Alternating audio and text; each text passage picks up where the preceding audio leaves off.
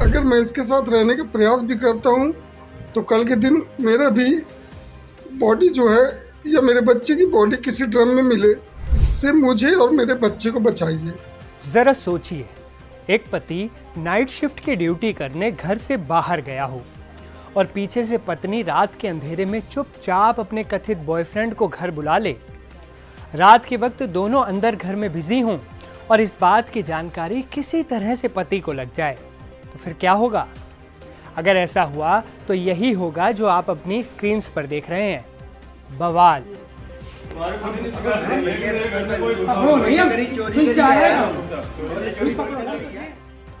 पूरा मामला यूपी के झांसी जनपद का है और पवन और उसकी पत्नी रितु वर्मा से जुड़ा है।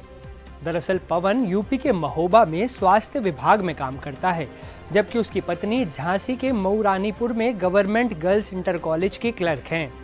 दोनों का 6 साल का एक बेटा भी है। पवन अपनी ड्यूटी की वजह से महोबा गया था। उसने अपने बच्चे से बात करने के लिए वीडियो कॉल लगाई। पत्नी ने वीडियो कॉल पर दिखाया कि बच्चा सो गया है, लेकिन वीडियो कॉल पर पवन को एहसास हुआ कि घर पर कोई और भी मौजूद है। उसने पति से तो कुछ नहीं कहा, लेकिन पुलिस को चुपचाप फोन घुमा दिया। पुलिस मौके पर पहुंची तो आस पड़ोस के लोग भी इकट्ठा हो गए। सभी ने अपने मोबाइल का कैमरा ऑन कर लिया। पुलिस ने रितु के घर पर दस्तक दी तो अंदर से रितु का दोस्त या फिर कथित बॉयफ्रेंड अभिषेक पाठक निकल कर आया। अभिषेक पार्षद है, इसलिए उसने कैमरा ऑन देखकर पुलिस पर अपना रौब जमाना शुरू कर दिया। रिकॉर्डिंग कर रहे लोगों को भी धक्के देने लगा, धक्का मुक्की करने लगा। पुलिस ने उसे रोका, आप वीडियो में देख सकते हैं। पार्षद अभिषेक पाठक ने कैमरे के सामने तर्क दिया कि हो सकता है कोई आपस में बात करने भी आया हो। इसका गलत मतलब क्यों निकाला जा रहा है? वीडियो बना रहे, दीदी बना रही वीडियो। नहीं नहीं, बात नहीं करनी थी आप। जो तुम ये धक्का मुक्की किया, ये काम खराब किया, दमनी को ये काम खराब किया। कुछ गलत काम हो रहा था क्या? हम अपनी बातचीत करने आए होंगे, आ नहीं सकता क्या? नहीं करना चाहिए। क्या काम किया मैंने गलत? तुमने वीडियो क्यों बनाया? गलत है, गलत है, गलत है।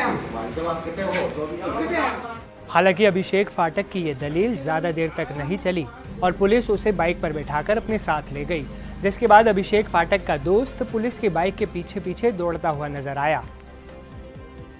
वहीं पति पवन ने बताया कि उसकी पत्नी पहले से ही दूसरे लोगों से चैट करती थी, लेकिन समझाने पर भी नहीं मानती थी। मैंने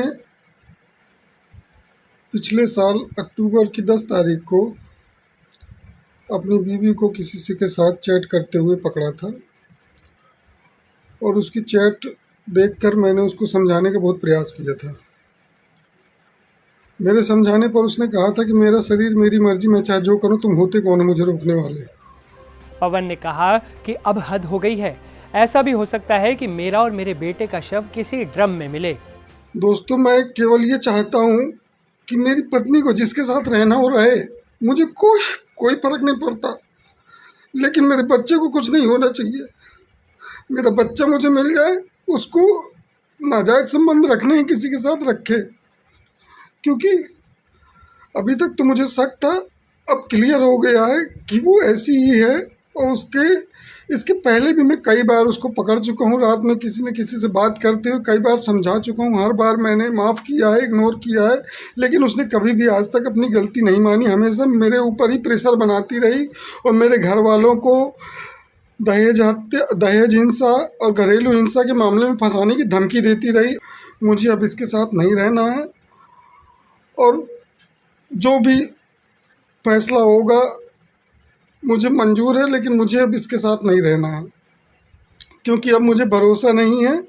हो सकता है अगर मैं इसके साथ रहने का प्रयास भी करता हूँ तो कल के दिन मेरा भी बॉडी जो है या मेरे बच्चे की बॉडी किसी ड्रम में मिले, और मैं ऐसा बिल्कुल नहीं चाहूँगा। मतलब ये कि मेरठ के सौरभ राजपूत जैसे हत्याकांड का डर पवन को भी सता रहा है। जैसे मेरठ में कातिल मुस्कान ने अपने नशेड़ी आशिक साहिल के साथ मिलकर अपने पति सौरभ की हत्या कर दी थी और शव को नीले ड्रम में सीमेंट डालकर जमा दिया था, उसी ड्रम का जिक्र पवन ने भी किया। वहीं पुलिस का कहना है कि अभी तक पीड़ित पति की तरफ से कोई मुकदमा दर्ज नहीं करवाया गया है। अगर वो आते हैं, मुकदमा लिखवाते हैं तो कार्रवाई जरूर होगी। आकर के थाने पर एक लिखित प्रार्थना पत्र दी कि मेरे पेट में दर्द था और मैंने दवा के लिए बुलाया था और मैं इस पर कोई कार्रवाई की आवश्यकता नहीं है।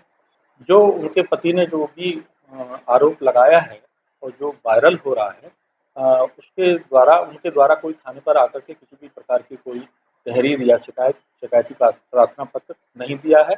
आने पर आवश्यक कार्रवाई की जाएगी। उधर पत्नी रितु वर्मा ने थाने पहुंचकर एक लिखित पत्र दिया और अपने कथित बॉयफ्रेंड अभिषेक पाठक को बचा लिया। पत्नी ने थाने में लिखे अपने पत्र में बताया, मेरे पेट में दर्द था और मैंने दवा के लिए इन्हें बुलाया था। मैं कोई कार्रवाई नहीं चाहती हूँ, कृपया अभिषेक पाठक को छोड़ दिया जाए। अब आप हमें बताइए, आपको क्या लगता है कि गलती किसकी है? क्या पति को गलत शक हुआ या फिर पत्नी की ही कोई गलती थी? अपने विचार हमें कमेंट में ज़रूर बताइए। इस वीडियो में फिलहाल इतना ही। देश और दुनिया की तमाम बड़ी और अहम खबरों के लिए आप देखते रहें NDTV इंडिया।